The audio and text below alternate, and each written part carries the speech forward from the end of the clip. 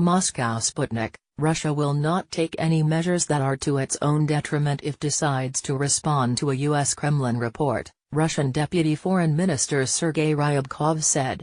In this situation, we are not chasing for a strict tit-for-tat response, and will not act at our own peril.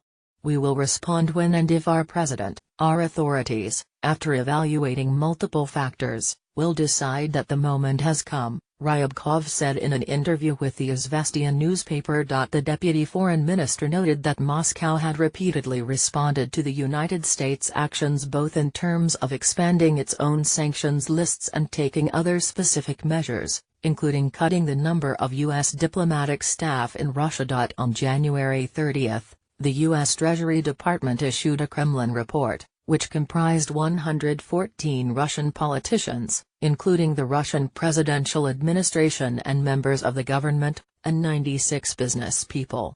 The document was drafted in accordance with the law called Countering America's Adversaries Through Sanction Act, signed by the U.S. President Donald Trump in August. The inclusion in the list does not mean being targeted by sanctions by default, but implies that restrictive measures can be introduced in the future.